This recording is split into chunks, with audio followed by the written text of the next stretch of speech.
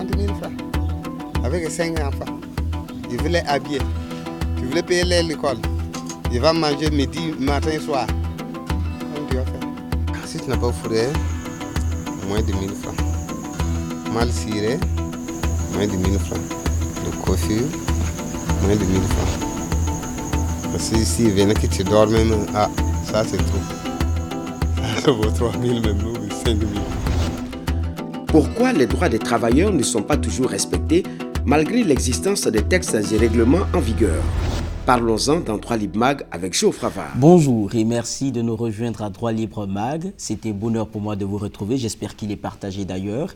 À ce rendez-vous, on va le dire, toujours une thématique choisie, des reportages et aussi des échanges. Et nous sommes aujourd'hui sur ce plateau pour parler du travail décent. Et quoi de plus normal pour aborder ces questions, de recevoir un syndicaliste. Il s'agit du secrétaire général de la CSB, entendez, Confédération syndicale burkinabé.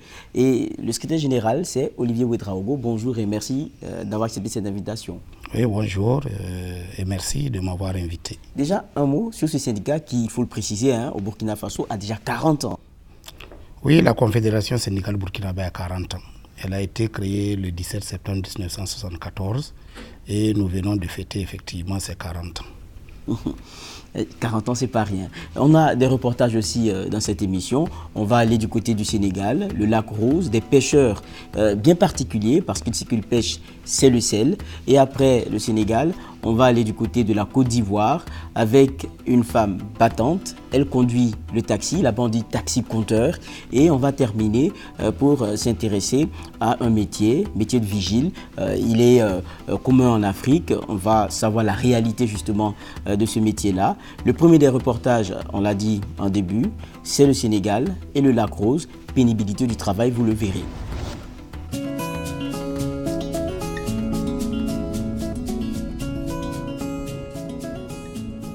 Cette route poussiéreuse est celle qui mène au lac Redba, plus connu sous le nom de lac Rose.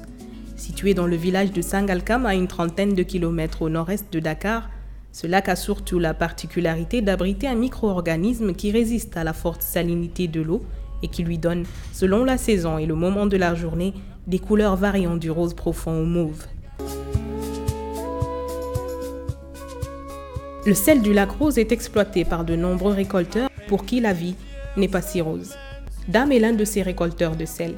Il habite le village et gagne au maximum 3 000 francs CFA lors d'une journée de travail.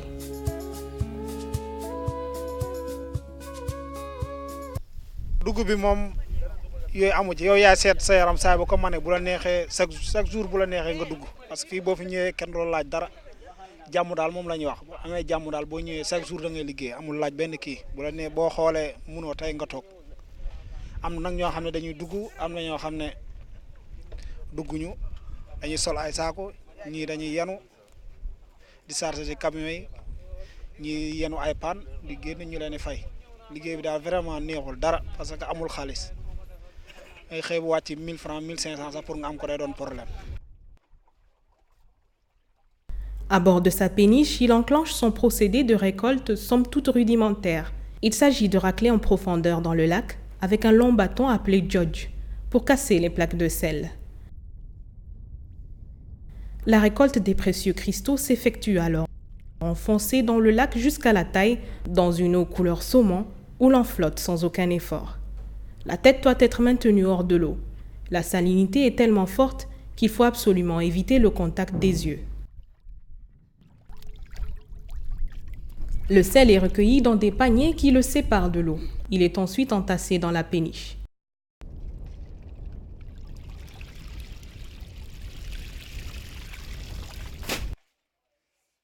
liggéey bi vraiment métti na lool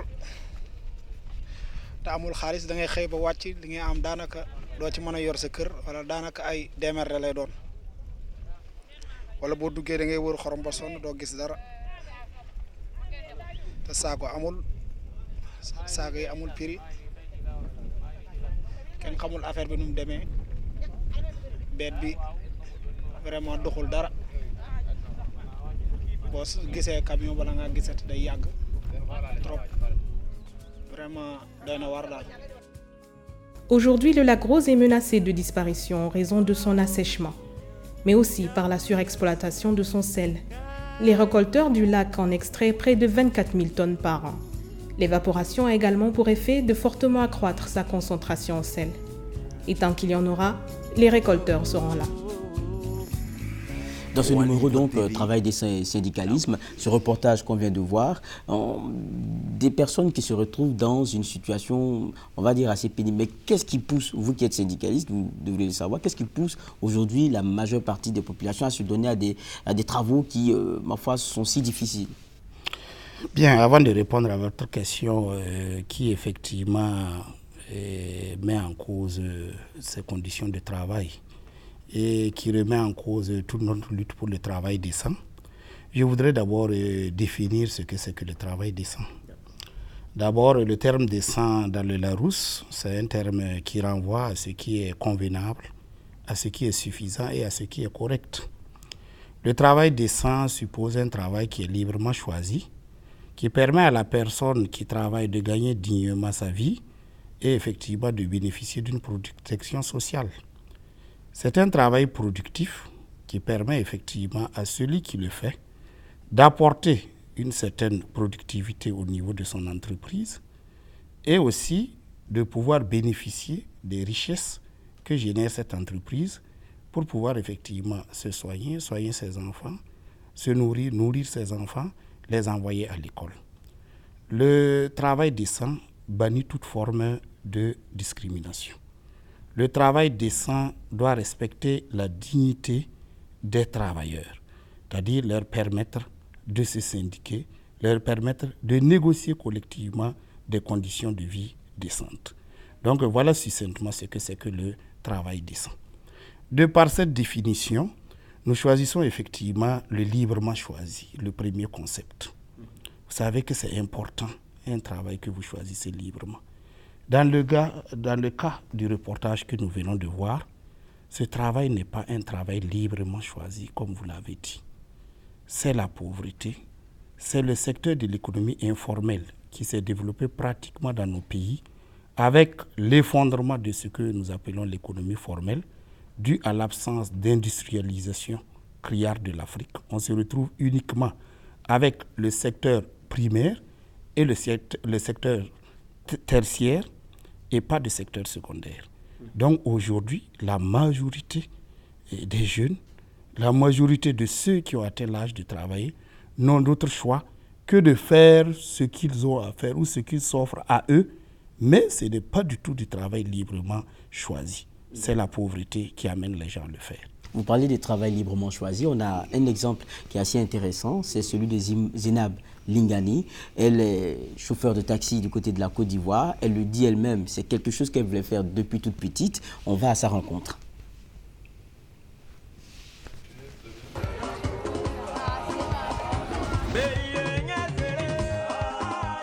J'ai commencé à conduire précisément le 15 juillet 2009. C'est par passion que je suis arrivée au taxi-compteur. Bon, cette idée a été mûrie depuis toute petite.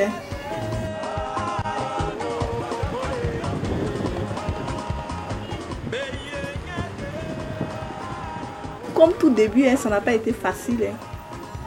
J'ai commencé d'abord à rouler Woro Woro. Après 7 mois, j'ai décidé d'évoluer en roulant le taxi-compteur.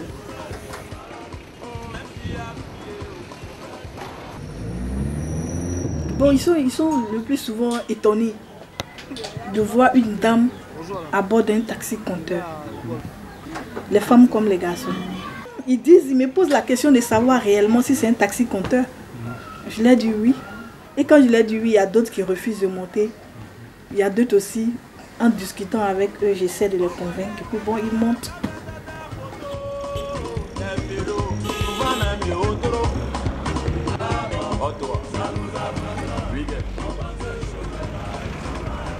Ils me posent encore des questions. Est-ce que c'est vrai? J'ai dit oui, c'est vrai. Montez. Ils disent que non, j'espère que c'est pas du banditisme. Ils disent que non, c'est pas du banditisme. Je m'arrange pour me tenir bien et bien le conduire jusqu'à la descente. Et quand c'est comme ça, parfois à la descente, il y a d'autres qui prennent mon numéro. comme ils sont contents de la conduite. Et puis ils m'appellent, je vais les chercher après. De bouche à oreille, ça va un peu jusqu'à aujourd'hui. J'essaie de m'imposer sur le terrain. C'est un travail comme tout autre.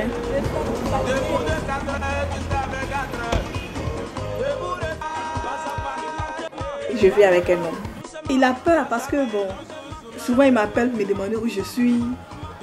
C'est comme à la journée, quand souvent qu'il est 20h comme ça, peut-être qu'il ne me voit pas, bon, il appelle quoi.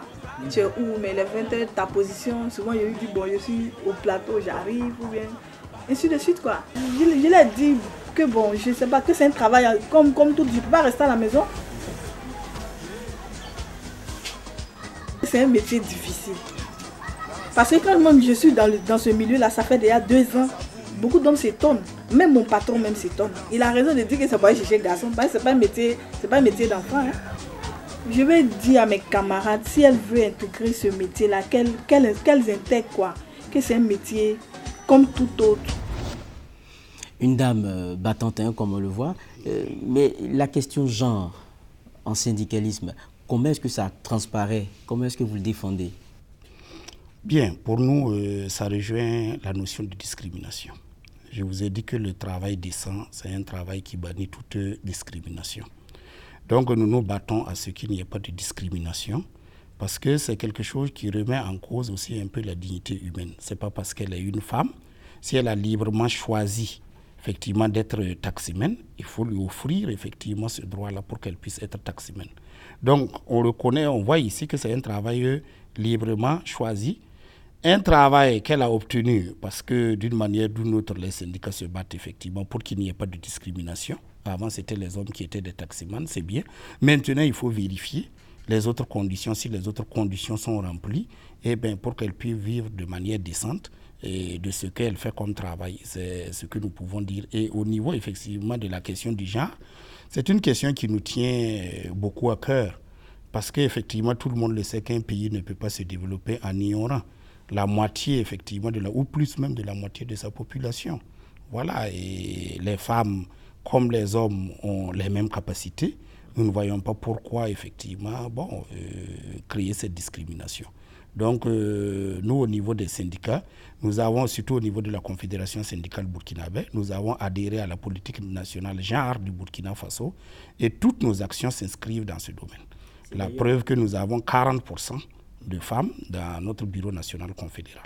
D'accord. C'est d'ailleurs même dans ce pays-là que nous allons aller. Et le Burkina Faso, on a été d'abord au Sénégal, en Côte d'Ivoire, et maintenant on part du côté du Burkina avec un reportage qui nous est proposé sur un métier qui est transversal à la plupart des pays africains, celui de vigile. On a besoin de ces services-là, mais ces personnes qui acceptent de faire ce métier connaissent des réalités. Lesquelles réalités qui sont dépeintes? Je suis un vigile de général sécurité. Mes heures de rentrée, je rentre normalement, je dois rentrer à 18h. 18h, 6h du matin. Et si j'ai rentré, je dois contrôler toute la cour.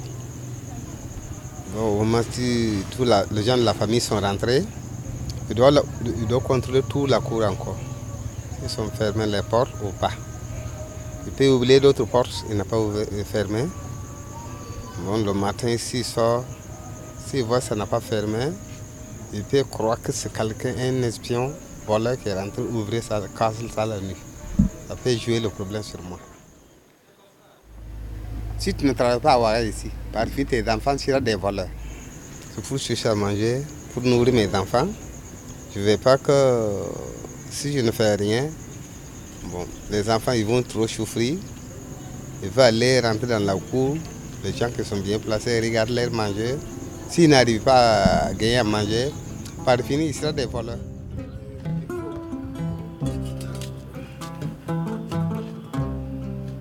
30 000 francs avec 5 enfants.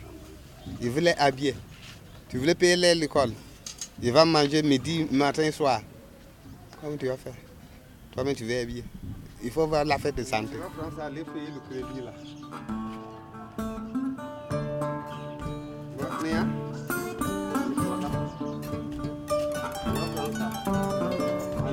Si mon contrôleur s'il est arrivé, première chose, si je n'ai pas arrivé en l'heure, c'est un grand problème pour moi.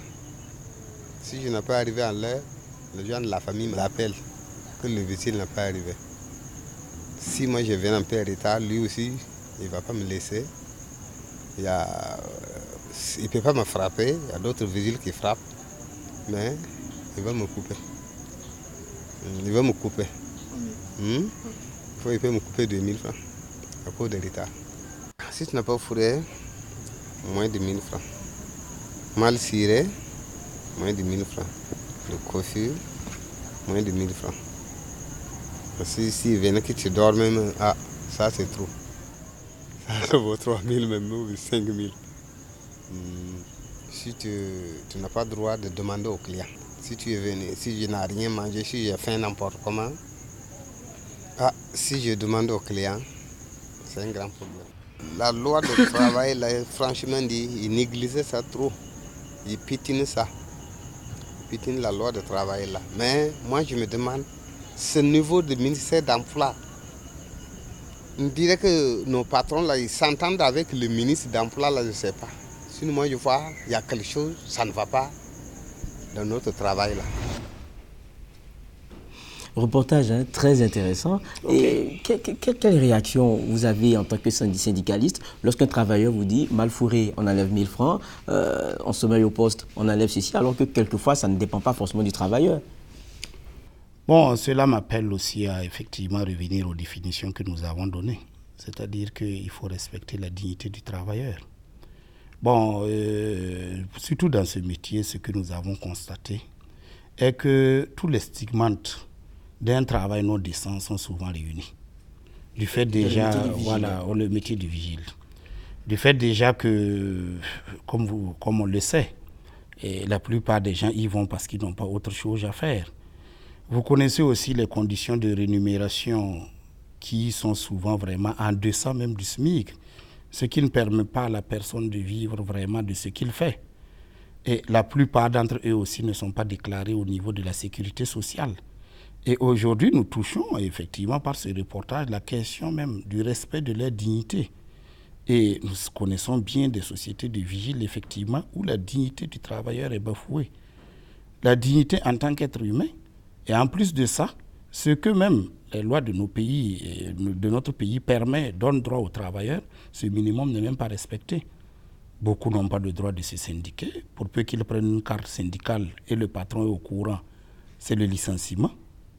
Beaucoup n'ont pas le droit à la négociation collective. C'est une réalité. Donc, c'est un secteur, effectivement, qui procure aujourd'hui beaucoup d'emplois, qui gagnerait à être structuré. Et nous nous battons effectivement avec ces travailleurs-là pour que nous ayons une convention collective dans le domaine.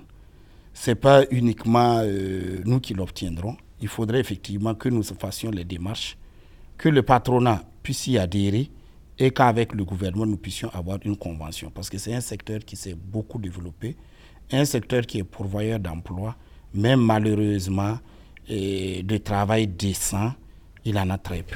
Vous parlez du gouvernement, très souvent et dans la plupart des pays que nous avons ici sur le continent, il y a ces négociations gouvernement-syndical. Mais on a l'impression qu'à chaque fois, ça ne donne pas grand-chose à la fin et vous en sortez déçus.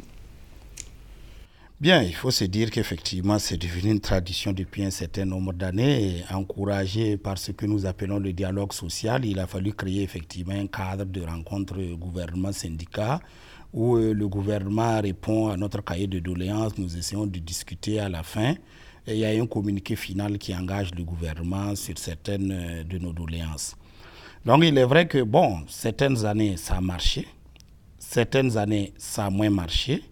Et voilà, ça nous enlève aucun droit, ça nous enlève pas notre droit à la lutte. Donc les années où ça marche, vous voyez très bien que voilà, nous engageons très peu de lutte visible. Mais l'année aussi où ça marche pas, nous sommes libres d'engager nos luttes. Vous connaissez effectivement nos formes de lutte pour obtenir effectivement la satisfaction de notre plateforme revendicative. C'est vrai qu'on parle aussi de travail. Ce qu'on a remarqué aujourd'hui, c'est que ce soit au Côte d'Ivoire, que ce soit au Burkina, que ce soit du côté du Mali, le problème ressort souvent. C'est l'adéquation même formation et ce qui est demandé sur le marché du travail. Et c'est vrai que vous êtes syndicaliste à la base, mais est-ce que vous communiquez aussi sur on va dire, l'adéquation de ces besoins-là? Bien, nous communiquons sur l'adéquation de ces besoins. Nous avons même participé à des cadres qui ont été créés pour réfléchir sur ce sujet. Nous savons effectivement qu'il y a un problème d'adéquation entre effectivement la formation et ce que les entreprises demandent. Et ce n'est pas pour rien qu'au niveau du ministère de la Jeunesse et de l'Emploi, il y a certains cursus qui ont été créés pour répondre à ces besoins. Mais comme on le dit, effectivement, le problème aujourd'hui en Afrique, c'est que nous exportons nos matières premières sans transformation, sans valeur ajoutée. Et qu'on le veuille ou pas, c'est au niveau du secondaire, voilà, c'est au niveau du secondaire qu'on a beaucoup d'emplois. C'est au niveau de la transformation, au niveau des usines qu'on a beaucoup d'emplois. Donc, c'est vrai effectivement ce que vous dites, mais il y a un problème structurel de nos économies actuellement qui font que nous ne produisons pas assez et qui fait que nous avons effectivement très peu d'emplois dans le niveau, dans le secteur dit formel. Donc voilà un peu, sinon que des efforts sont faits présentement, des efforts sont faits, mais il faudrait effectivement qu'il y ait, s'il y a de la formation, il faut qu'il y ait de l'offre. Bon, et au niveau de l'offre, c'est des problèmes. Je m'en voudrais de vous laisser partir sans aborder ce point très important du syndicalisme et de son rapprochement fort avec la politique. Vous, CSB, vous avez été un des acteurs majeurs de l'acceptation et du passage à la révolution dans un pays comme le Burkina Faso. Donc, il y a de fortes connexions? Bon, de fortes connexions peut-être, des connexions parfois oui, parce que tout simplement, on le dit, hein, les syndicalistes, c'est avant tout des hommes, c'est des citoyens du pays et ils ne sont pas vraiment en dehors de la chose politique. Voilà. Mais ce que nous avons comme attitude la plupart du temps, c'est de nous occuper effectivement de nos luttes syndicales, de l'amélioration des conditions de vie et de travail des travailleurs, mais sans effectivement perdre de vue effectivement ce que notre société est en train de devenir. Parce que nous vivons dans cette société et tout ce qui se fait dans cette société touche les travailleurs.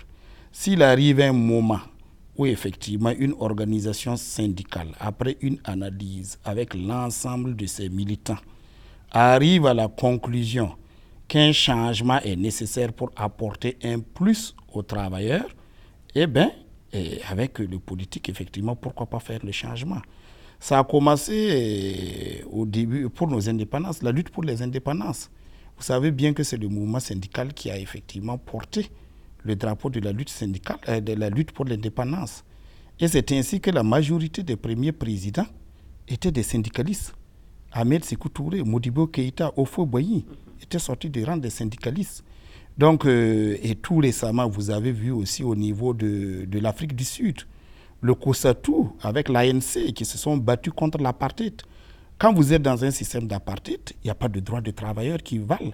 Donc, il faut faire partie de l'apartheid.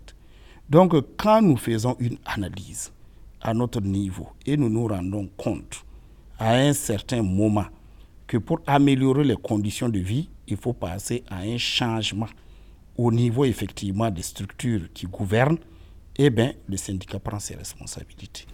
On va parler maintenant de vos méthodes. Elles sont souvent critiquées. Quand on prend simplement le cas de l'enseignement, on attend toujours la rentrée ou juste avant les examens et on bloque tout. Est-ce que c'est forcément intéressant? Bon, faut critiquer ce que nous avons beaucoup de formes de lutte. La grève n'est que la dernière arme que nous utilisons. Nous n'allons pas en grève tout le temps. Sur 365 jours, il y a combien de jours de grève au Burkina Faso? Mais ce n'est pas que le Burkina, on a le cas béninois, le cas togolais, l'Afrique, il y a beaucoup de cas, c'est légion. C'est le déficit du dialogue social qui amène souvent effectivement à ces mouvements. Si nous avons un bon dialogue social qui anticipe, on est sûr et certain qu'on n'arrivera pas à ces mouvements. Parce que vous oubliez aussi que ces travailleurs ont des enfants qui vont à l'école. Quel intérêt ils ont à compromettre l'avenir de leurs propres enfants? Je vous dis, c'est des citoyens comme tout autre citoyen. Mais il y a des moments, effectivement, où on est obligé de passer par ces mouvements-là pour faire attendre raison au gouvernement. Parce que comme je vous l'ai dit, quand vous travaillez à un certain moment et que vous n'arrivez même plus à vous nourrir, n'en parlons pas nourrir votre famille, vous n'arrivez pas à vous soigner votre famille. Prenez le cas du Burkina aujourd'hui. Quelle est la protection sociale au niveau des fonctionnaires? Elle est pratiquement nulle. Mais avec les salaires que les uns et les autres perçoivent, il vous suffit d'un bon palu ou d'une bonne angine et le tiers de votre salaire est parti. Quand on travaille dans ces conditions, on demande une amélioration. Bon, et qu'on vous la refuse. Et vous voyez en face certaines choses se développer, il y va de soi que l'atmosphère ne peut que se crisper. Nous ne le faisons pas vraiment de gaieté. Nous sommes des citoyens des pays dans lesquels nous sommes. Nous avons des enfants, nous avons tout. Nous ne sommes pas des extraterrestres. Voilà. Merci bien, Olivier Ouédraogo. Je rappelle qu'il est le secrétaire général de la Confédération syndicale burkinabé. Encore une fois, merci. Et on vous précise aussi, à vous comme à nos téléspectateurs, qu'on peut voir l'entièreté de nos reportages et bien d'autres sur d'autres thématiques aussi diverses que variées sur notre site. Et c'est assez simple d'y accéder. On fait comme ça. Droit Libre TV. Regardez les meilleures vidéos gratuitement sur le net en un seul clic. Droit Libre TV, la web télé 100% droits humains, droit au but et libre de ton. Suivez-nous sur www.droitlibre.tv. Encore une fois, merci Olivier Ouédraogo d'être passé sur ce plateau. Ce fut un plaisir, puis ça passe tellement vite cet entretien-là et cette émission. On est au terme, non pas en congé de vous et portez-vous bien. On se retrouve très bientôt.